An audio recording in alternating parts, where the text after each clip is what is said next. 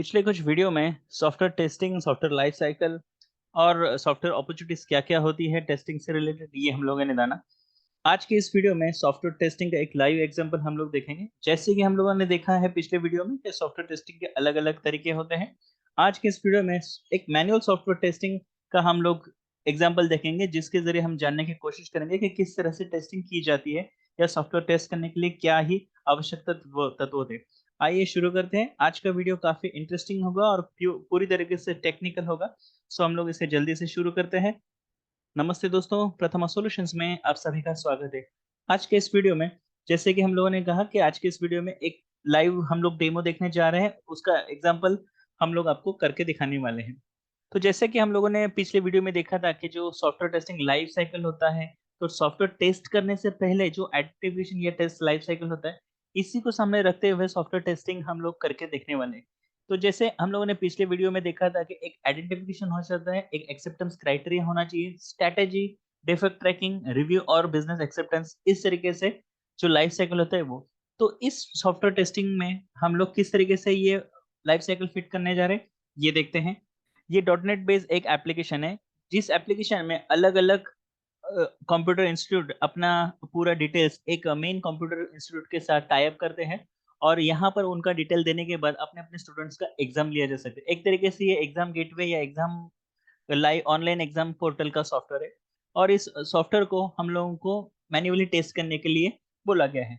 तो सबसे पहले हमें जो बोला गया है, वो हमें बोला गया है कि इस एप्लीकेशंस में जितने ही सॉफ्टवेयर्स के यूआई है या फॉर्म डिज़ाइन है, उसे देख के उसमें क्या-क्या करेक्शंस है, वो हमें बताना है। एक तरीके से काफ़ी इनिशियल स्टेज की इसमें टेस्टिंग है, इसे हम किस तरीके से करेंगे वो देखेंगे। इस सॉफ्टवेयर टेस्टिंग के लिए हम लोग मैनुअल प्रोसेस का उपयोग करने जा रहे हैं, इसलिए हम लोग एक्सेल यूज़ करने जा रहे हैं और इस एक्सेल में हम लोगों ने एक टेम्पलेट बनाया हुआ है, जिसमें डेट टेस्टर, जिसे हम लोगों ने प्रथमा सॉल्यूशंस कहा है, कैटेगरी लिखा हुआ है कि फॉर्म डिज़ाइनिंग का कैटेगरी होगा और इसमें जो-जो हम लोग टेस्ट करने जा रहे हैं, उसका डिटेल डिस्क्रिप्शंस हम लोग यहाँ देते जाएँगे। और यहाँ जो-जो एरर्स आते जाएँगे या डिबग्स हमें मिलते जाएँगे, उसे हम यहाँ पर एंटर करते जाएँगे, ताकि हम लोग जब नेक्स्ट स्टेज पे हम लोग इसे रिव्यू करने के लिए भेजेंगे, तो इसे समझना काफ़ी आसान होता है। तो सबसे पहले जो हम लोगों ने लाइफ साइकिल में ये जो देखा था कि आइडेंटिफिकेशन होना चाहिए कि और बिज़नेस एक्सेप्टेंस क्राइटेरिया होना चाहिए कि हमें करना क्या होता है। इस एग्जांपल में हम देखेंगे कि आइडेंटिफिकेशन ये होता है कि हमें टेस्ट क्या करना है, तो हमें टेस्ट करना है यहाँ पे फॉर्म डिजाइन। यहाँ पे बिजनेस एक्सेप्टेंस क्या है, तो बिजनेस ने हमें पहले ही बोल के रखा हुआ है कि यहाँ पे जो फॉर्म डिजाइन है, यूआई टेस्टिंग है, जैसे यूजर इंटरफेस, जो हम यूआई शॉर्टकट में कहते हैं, उसे टेस्ट करना है। तो हम सिर्फ टेस्ट करते हैं। यहाँ हम लोगों को एक यूजर नेम दिया गया है, उस उसके बेस पे हम लोग टेस्ट करने का कोशिश करते हैं और यहाँ टेस्टिंग शुरू करते हैं। सबसे पहले हम लोग फ़ॉर्म टेस्टिंग करने जाएँगे। यहाँ सबसे पहला टेस्ट होता है लॉगिन। क्या ये लॉगिन हो रहा है? ठीक है, ये सक्सेसफुली लॉगिन हो गया। तो ये इसमें जो हम लोगों को पहला क्राइटेरिया वो पास हो गया कि लॉगिन डिटेल्स और लॉगिन फॉर्म, तो यहाँ पर हम लोग लॉगिन फॉर्म ऐसे लिखते हैं। यहाँ पे लिखेंगे पास्ड, यहाँ पर स्टेटस करके लिख सकते हैं हम लोग। अब यूआई डिज़ाइन परफॉर्मेंस का एक क्राइटेरिया, उसमें अभी हम लोग दूसरा फॉर्म सिलेक्ट करेंगे।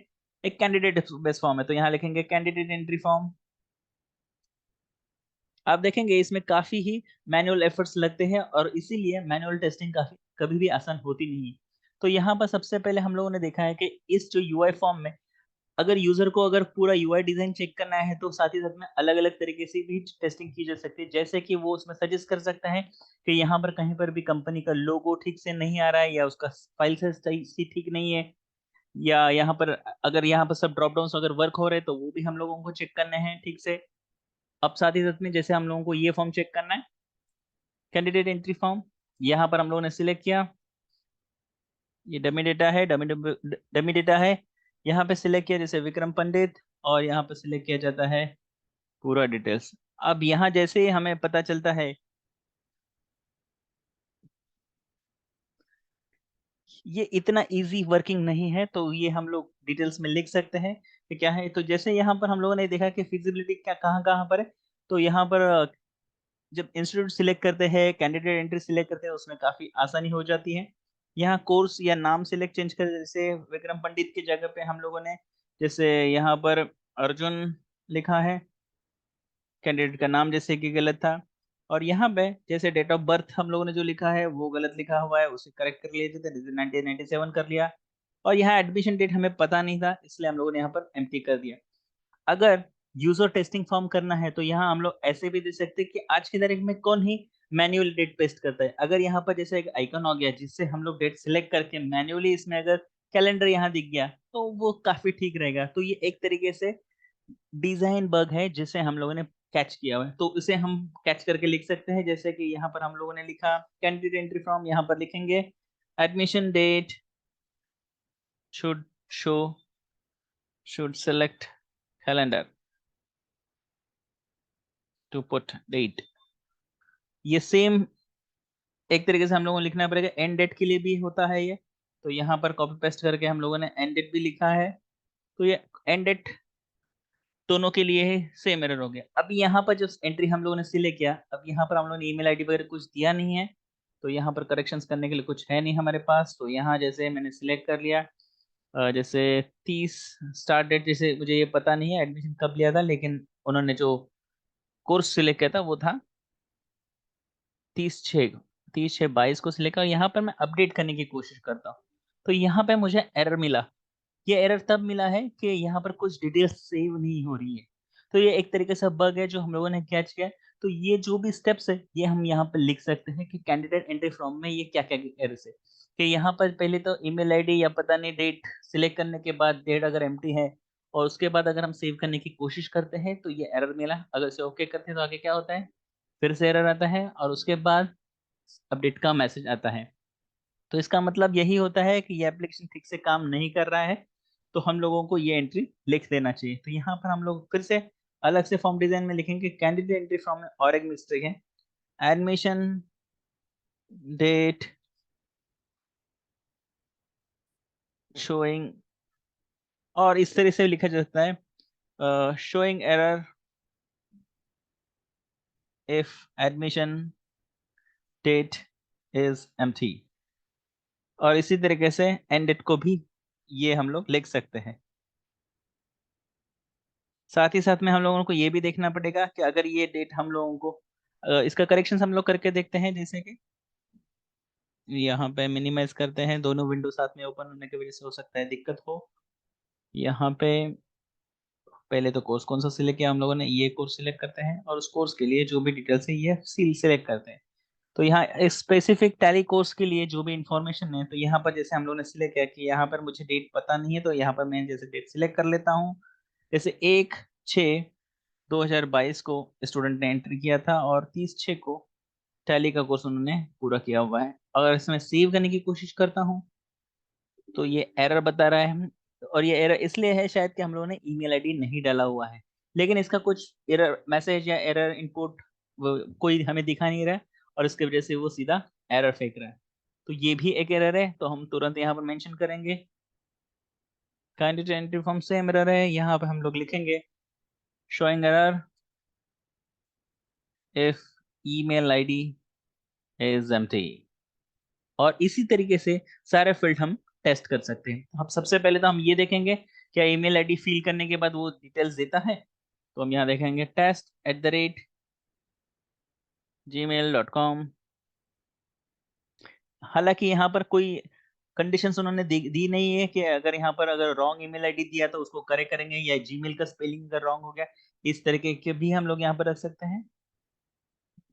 और ये एप्लीकेशन ठीक से वर्क कर रहा है। इसका मतलब ये हो गया कि इस फॉर्म में 3 एरर है, एक तो डिजाइन का एरर है, और दूसरा यहाँ एडमिशन डेट और स्टार्ट डेट सिलेक्ट करने के लिए, यहाँ या एंड डेट सिलेक्ट करने के लिए, तीनों ही डेट सिलेक्ट करने के लिए अगर कैलेंडर का बटन अवेलेबल हो तो ज्यादा इजी होगा, तो मैनुअल एफर्ट्स बचेंगे।